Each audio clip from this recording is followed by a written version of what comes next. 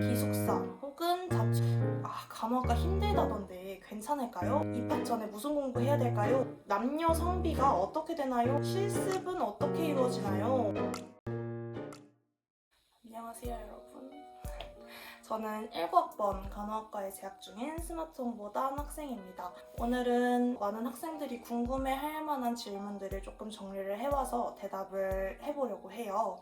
SNS나 카페, 그리고 제가 신입생 때 어떤 걸 궁금해했지? 이런 걸 생각하면서 질문이랑 답변을 준비해봤습니다. 먼저 이 영상을 보는 학생들은 경동대학교 간호학과 입학을 앞둔 학생들이거나 아니면 경동대학교에 합격을 한 친구들이거나 아니면 간호학과를 희망하는 친구들이 아닐까라는 생각을 합니다. 먼저 경동대학교 혹은 경동대학교 간호학과에 입학하신 여러분들을 환영합니다. 이제 여러분들이 조금 궁금해할 만한 질문들에 대해서 답변을 해드릴 텐데요. 먼저 학과 상관없이 경동대학교에 공통된 질문에 대해서 3가지 정도 질문이 있었어요. 기숙사 혹은 자취 중에 어떤 걸 선택해야 될까요? 라는 질문이 있었는데요. 먼저 저의 경험 그리고 제 이야기를 조금 하자면 저는 기숙사에서 지금 3년 내내 생활을 하고 있습니다. 우리 학교 기숙사 같은 경우는 2인 1실로 이루어져 있고 시설도 저는 꽤 만족하면서 생활을 하고 있기 때문에 기숙사 나쁘지 않다라고 추천을 해드리고 싶습니다. 그리고 이제 통학 같은 경우는 시간적인 부담이나 좀 힘들지 않을까라는 생각이 있어서 통학은 저는 처음부터 배제를 했고요. 자취 같은 경우에는 경제적 부담이나 부모님의 걱정이 있었기 때문에 저는 기숙사를 선택을 하게 되었습니다. 먼저 기숙사는 1학년 때 대부분 합격을 시켜주기 때문에 이런 부분들은 먼저 생활을 해보고 선택하는 게 좋지 않을까라는 생각을 해요. 1학년 때 1년 정도 생활을 해보고 이 생활이 나는 괜찮다라고 하면 뭐 계속 생활할 수 있는 건데 룸메와의 이런 사는 게 불편하다 하시는 분들은 자취를 하시는 것도 저는 추천드립니다. 왜냐면 동기들 중에 보면 저같이 계속 3년 내내 기숙사 생활을 하는 사람도 있지만 자취를 3년 내내 하는 친구도 있고요. 기숙사 생활을 했다가 자취를 했는데 야 자취 좋더라 라고 하는 친구들도 있었기 때문에 이거는 여러분들이 직접 생활을 해보시고 선택하기를 저는 추천드립니다.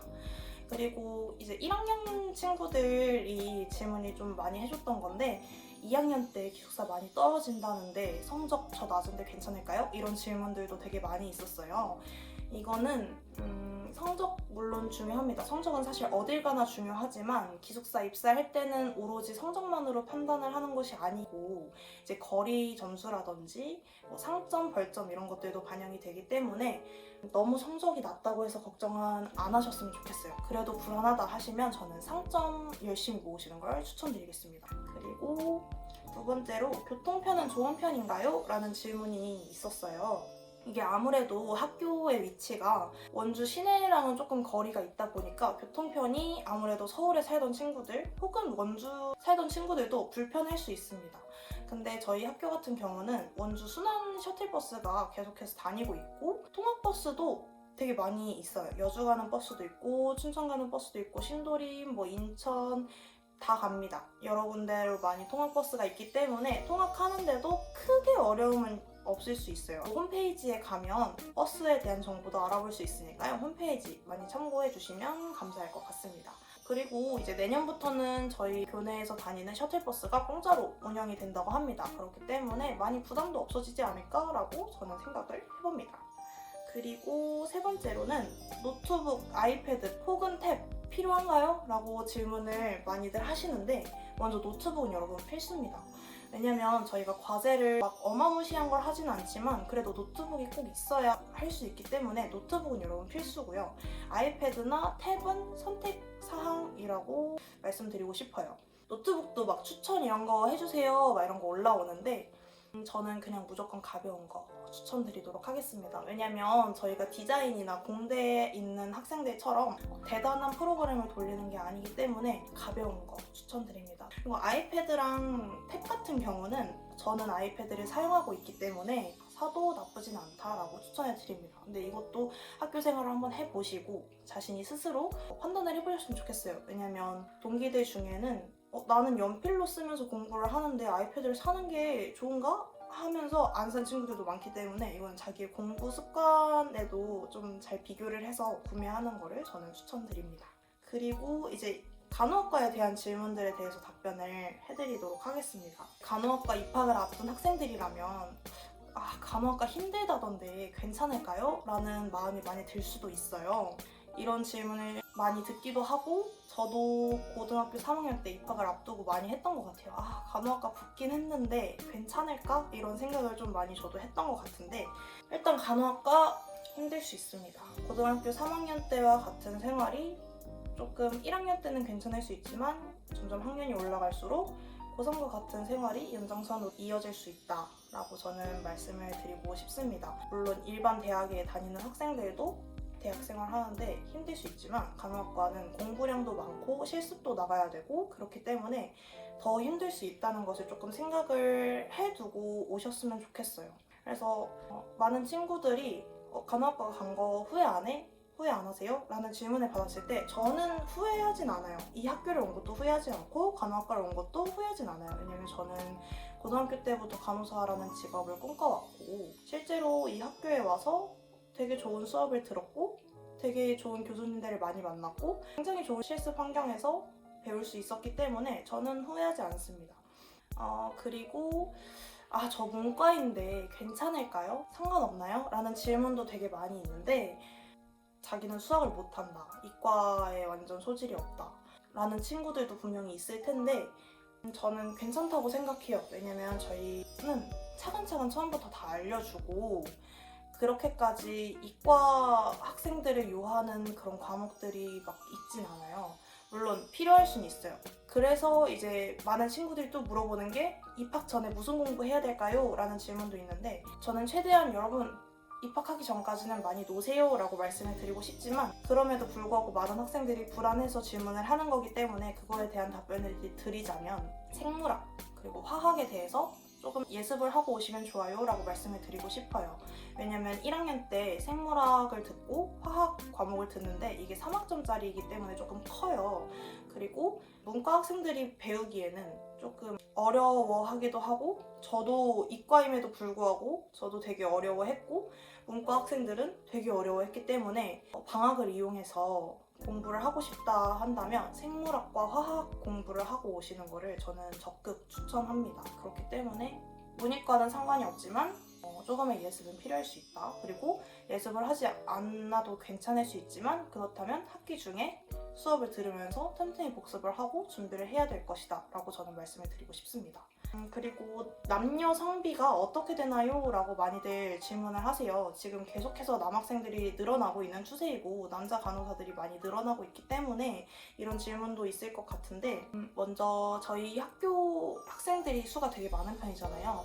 저희가 1학년에 이제 거의 400명 가까이 되는 학생들을 모집을 하는데 학년당 평균 68명 정도 남학생들이 있다고 합니다. 그렇기 때문에 남학생이 적을까 하는 걱정은 안 하셔도 될 것 같습니다.